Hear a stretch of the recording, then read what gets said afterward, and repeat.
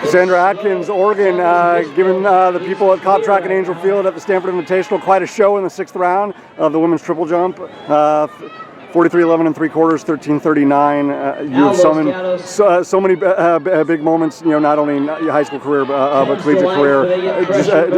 Just to be able to really just stay calm and stay poised and trust in your training and what you've already done. You've already reached that mark before. Like, just how rewarding was that to be able to find that in the 6th round against some great competitors from Kansas State?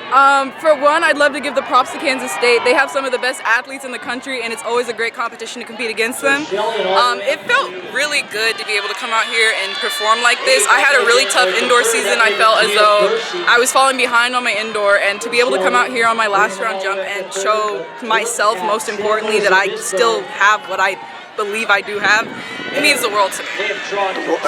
When you're one of the elite jumpers in the country, because it never goes away. It's just like sometimes it's going to manifest itself, and it's going to present itself. At the times when you might expect it the least, but you need it the most. How encouraged were you about the run and executing the phases on that one in particular? I was just trying to make sure to combine everything from all of my jumps into one on my final one. Each jump that I performed in every round had something I needed to put together. And finally on my 6th one, I was just like, it's my last jump. I might as well just throw it all together and really just try everything I can get. And I'm really thankful that it came out like that.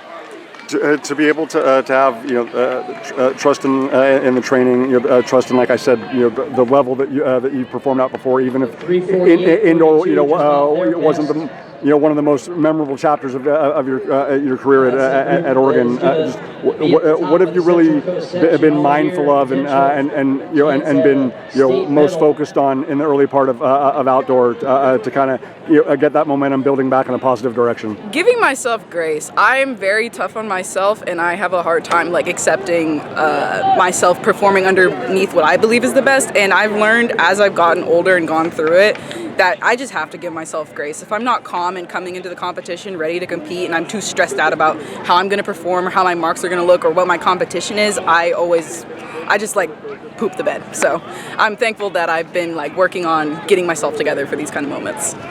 The fact that you just highlighted about giving yourself grace, and it's so funny because a future Duck in Ellie McCuskey-Hay was just walking in this area, and I literally just said that to her because obviously she's competing in so many events this weekend. I wasn't necessarily the happiest about her 100, and I said it's okay, give yourself grace. It's April 4th, Yeah. Everything's the building block for her, for the state championship in May. Obviously for you, for Big Tens, for West Regional, and ultimately for NCAA. So the fact that you understand that it's the long game.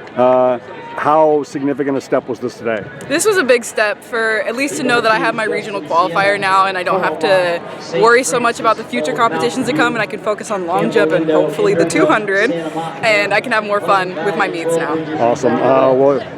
You certainly had this crowd entertained. Obviously you and the Kansas State athletes with the entire women's triple jump competition, giving us high drama in the 6th round, and Cassandra Atkins executing magnificently, 43-11 and 3/4, 13:39.